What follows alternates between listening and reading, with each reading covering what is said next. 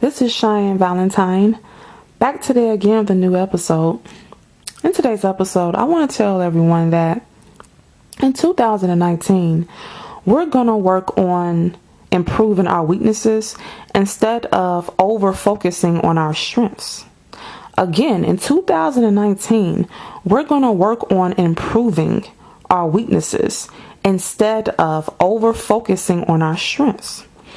I have noticed that, and this is including me and other people I've met, and some people that on YouTube, we tend to, and I say we, not necessarily you and I, but just overall human beings, tend to want to overly focus on our strengths, let our weaknesses just fall by the wayside and get even worse, right?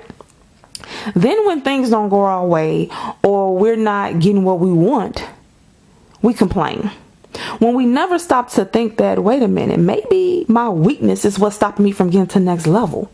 Because I'm already good at my strength. Okay, I've already mastered that. I don't have to focus as heavily on that because most people, whatever your strength is, you probably either are naturally good at that, or that comes easy for you, or that's something you already possess naturally, or you had to work at it and now you're pretty much an expert at it, so you don't have to focus as much on it. Now it's time to turn to your weakness. I'll give you a couple examples. It's a guy that I knew. I'm gonna say at this point he might be a millionaire. He owns some real estate property, own apartment complexes. He got money or whatever, and basically this guy, he's overweight and his face isn't the most handsome, but he's actually pretty arrogant. And I remember when I ran into him, when I first met him, he asked me if I have any friends that look like me. So I'm assuming that he liked how I look, and I'm taken, so he couldn't have me. So he wanted me to hook him up with any friends that I had that look like me, quote unquote. And so when I thought about it, I think about the way I look and I think about how he look, and we're not physically on the same level, but in his mind, he deserves a woman that, let's just say, that's smaller than him because he has a certain amount of money, and he can feel however he wants to. But what he doesn't understand is if he would just at least work on getting off some of the weight. He can't change his facial features, okay? But if how his face is shaped, he got kind of bulging eyes and kind of a round face. If he was to lose some weight, it would slim his face down. And he doesn't wear, from last time I remember seeing him, he didn't have facial hair. So if he would grow in some facial hair, style his hair a little bit differently, and lose the weight, he would look a hell of a lot better, and that will make it easier for him to pull the women he wants. See, what he's trying to do is lean 100% on the fact that he has money, and that he's, and then, that's what he's trying to lean 100% on that. And look, I've told men 3 things most women look for in a guy: how he looks, his personality, and his income. You got to have at least 2 out of the 3. Now, this person, someone might say he has the income and the personality. I wouldn't even say he has a personality, because he comes off kind of arrogant. When I say personality, not you being arrogant. Now, women like confident men, not arrogant men. And if you are arrogant, you need to balance that out with being fun and just being compassionate and having good conversation. Because sometimes when a person's arrogant, you can tell they don't care about you. You're just there and it's all about them. You got to balance that out if you're arrogant. But if you're confident and you know how to hold a conversation and you're engaging, then women like that. Okay? So men have to have at least 2 out of the 3 things I just named. But with this individual, he just thinks that, okay, because he has money, he can be overweight and not look like nothing, and that's okay. No, it's not okay, because then, sir, if you do look like that, you need to go after a woman that looks more on your look range. And most people, well, I ain't gonna say most people, but I know with men, they tend to, in my opinion, I'm not saying all men, but they tend to, in my opinion, go after women who look better than them. I don't know why. They just tend to do this. Okay, women, I think we can be a little bit more realistic with, we might want a particular looking guy, but we know if we're not up to par, women are harder on ourselves than anybody could be on us. So, because we know we're judged very, very, very heavily on our physical appearance. So we definitely are, making sure, is me, am I on his level physically? Do we, so women, we are very harsh on how we look. So sometimes we don't, and we look for more than just looks in a guy. We look for, can he provide his personality? So we become more realistic with the looks. But men, I think they tend to just go for looks. So the woman has to look way better than them for them to want to get with her, which is kind of odd to me. But anyway, I know another guy that's like this. This man, he doesn't have a personality. He does happen to be short, but like I said, there's nothing wrong being a short guy. You just go after the woman who's shorter than you. So I don't want to hear that excuse about, oh, I'm short, or I'm too tall, I'm too short. I don't want to hear it, okay? Because if you just put yourself in position, okay, if you're a really tall guy, a lot of women do like really tall men, but I remember seeing a show called Lemonade. I don't know if you all remember this, and three or four guys were going after one woman, and she eliminated one guy for being too tall. And he looked about 6'6". He was really tall, and I could tell when he walked off, he looked defeated, because she said she want a tall guy, but he's too tall. Okay, so for the men, if you're short, listen to this. Don't feel like, oh, I'm short and being super tall be the thing to be. Okay, yeah, women do tend to go for taller men, but whatever height you are, just find a woman that accommodates your height. If you're a short guy, go for a shorter woman. If you're 6'6", women, but you got women who are 5'2" that like guys who are 6'6". But I would think if you're a 6'6" guy, a woman who's 5'11" or 6 feet should be okay. But they probably want the woman about 5'5". I don't know. I'm not a 6'6" dude, so I don't know. But if you're 6'6", I think you would like a woman who's like 5'11", 5'10". But who am I, right? So understand that it's no point of, look, everybody is not going to be everybody's type, okay? And that's good because if everybody wanted you and not nobody else, so you're one person, and all the other people, everybody of the other opposite gender is going to want you and not want other people. So if everybody wanted this girl over here, Jennifer, and all the guys liked her and nobody else liked us other women that was in the world, how would that work? You got different looking women with different heights and sizes, just like you have different men with different heights and sizes, because people like different things, okay? Yes, you have a situation where some women might like, generally speaking, a certain type of guy, or some men might like a certain type of woman, but you have to work around that. Work on the things you can improve. And so that's what we tend to stop doing. We tend to focus on things about us that's not the most popular, and then get depressed about that, and then refuse to work on our other issues. Well, not work on the things that's our weakness. And so I feel like some of us become bitter and become kind of arrogant. We feel like, oh, well, I shouldn't have to work on that. Yes, you do have to work on it. Like the guy I was saying previously, one of them is actually two, but I'm not going to talk about the other one. But one of them, I don't know if I mentioned this in another video, but I have a friend that he is actually, I wouldn't call him a friend, but it's a guy I know. He actually has to pay for sex. Now, this man is 34 years old. Okay. And he's paying for sex from a woman that's like his age. He's not unattractive. I say he's 5'5". He can get a woman that's shorter than him, so his height don't mean nothing. He's a decent looking dude, but he stopped going to the gym, so his body not up to par. And he don't have a personality at all, not at all. But he make maybe $80,000 a year. But in the city I live in, that's not really that much money, considering he has a 4-bedroom house and he just bought a new truck. So his income is tapped out, so he don't even have any money to spend on a woman. So he has a woman that he pays for sex from. And he's so undesirable to interact with that it's times where he calls her and she knows he's calling to have sex and to give her money to help her pay her bills, and she won't even answer the phone. She won't even answer the phone. So don't you think, everybody, that this should tell him he needs to work on something? But every time we try to tell him, look, you need to work on your personality, he refuses to do it. He says, oh, this is how I am. Well, this is why you're not getting what the hell you want. Okay, this is why you're not gonna get the woman you want. It's a shame when you're paying for sex and a woman still doesn't answer the phone, and she knows she's gonna get $100 or however much he's giving her, and you still won't. I mean, it's shameful. We need to, when I say we, I'm not talking about you and I'm just saying, generally speaking, as people, we need to stop getting bitter and upset that we're not naturally good at certain things, because usually it goes like this. Whatever and I don't know if I already mentioned this in this video, but usually whatever your strength is, either this is something you naturally have, like, okay, you might naturally just look good, you were born beautiful, or you might naturally just be charming and know how to talk to people and be flirtatious and make people laugh, and so that's something you need to maintain that or whatever, but you don't have to focus so much on it because you already got that down pat. You need to work on what you're not, your weakness. So I've heard some men who call themselves attractive and who could get quote unquote a lot of women from their looks. One guy talked about how, because he could get women so easily because of how he looked average to me, but whatever. I mean, he wasn't an ugly dude by any means.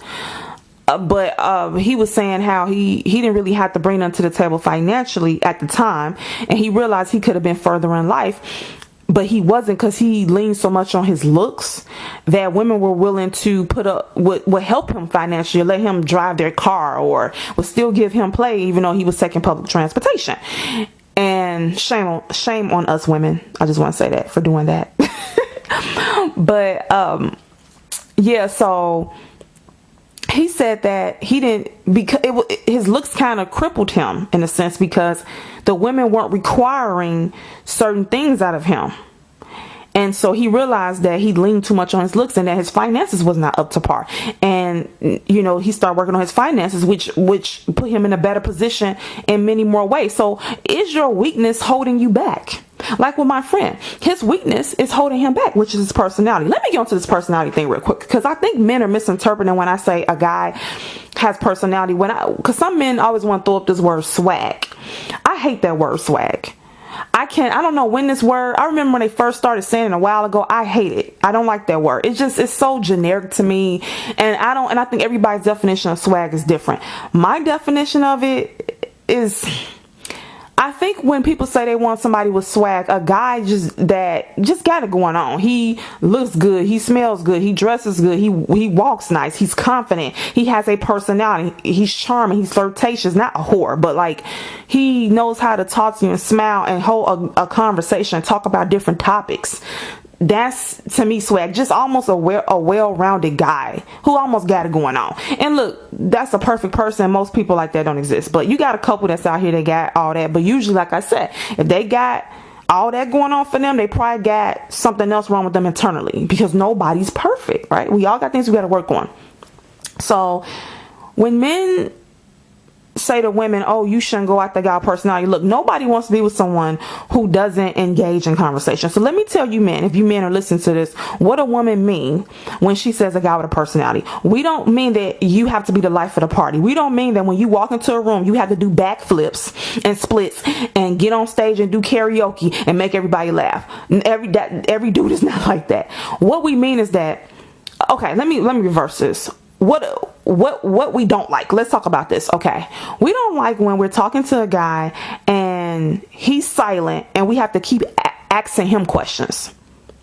We have to keep asking him questions to kick off the conversation. And then when he answers, he gives us one-word answers. That's unacceptable. Then he doesn't bring up different topics to talk about. So then we have to all the time. And then when we bring up different topics to talk about, he once again gives one-word answers. Okay. I mean, I don't, how that, and so it's almost like talking to a wall. There's no engagement. So the friend that I was talking about previously, me and him got into a little debate. It was a couple of us. It was about 6 of us or 7 of us all out. And I didn't confront him, but I said to him, I said, look, why don't you like to dance? Because he refuses to get on a dance floor and dance. And I'll tell you, man, if you don't want to learn how to dance, then you need to be able to hold a conversation at least. So while all the other men are on the dance floor dancing with women, if you refuse to dance, even though you're at a place to dance, then you better know how to hold a woman's conversation at that bar. You better know how to talk, okay? Because how are you going to hold her attention? And for you men who are naturally, look, actually, believe it or not, I'm actually kind of quiet. I know it sounds weird because I talk a lot, but I'm not the life of the party. Not necessarily. Okay? And I was naturally shy. Actually, deep down, naturally shy. So I have to always work on being more the life of the party. And when I do become the life of the party and I'm dancing, it feels good. I went to a Christmas party with my boyfriend, and we got out there and started dancing, and it was like, I didn't give a damn, and people were watching us, and it felt so good. And for you people who are shy, because I'm not actually shy, just if you just do it once, get in the middle of the dance floor, have everybody watching you. I know at first it make you want to throw up, but let me tell you something. It's something that is like magnetic. It's something. It gives you energy. It when you are the center of attention. I know at first it might feel like, oh my God, I'm gonna make a fool out of myself. Who cares? Because the people that's sitting there watching you, to me, they're the pathetic ones. They're sitting there watching you have fun. They're gonna leave the night wishing they went out there and danced, but you went out there and did it. And you had fun, and you didn't give a damn about what they sitting there thinking about you while you thinking about yourself. And when you're in the middle of the dance floor showing out, it's nothing like it. So give it a try. And most of the time we worry about what people think about us. I know, I get it. But try, why? Okay, how can I say this? Okay. I will say, when I did get out there on the dance floor, I wasn't by myself, and they had dimmed the lights, kind of had the disco lights going. So when the lights were up and like the place was full of people, even though I was not out in the middle dance floor, because it didn't feel like a club atmosphere. But once they just dimmed the lights a little bit and played some good music and had those disco lights, oh, it was on and popping. So if you're shy, and that's your weakness, go out on a dance floor, go to a club, go out on a dance floor with it, but go out there when there's other people there, but not too many people to where you get drowned out. Don't be slick. Go out there when people on the sidelines can actually see you, but the lights are a little bit dim, you got disco lights, and just have at it.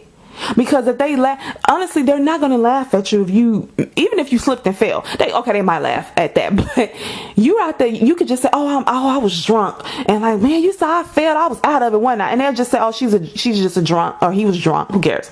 But they're going to be sitting there watching you, wishing they were you. I promise you, you're going to start getting off to being in the center. I promise you, right? So whatever your weakness is in 2019, that's what you need to be working on. Okay, because you working on you working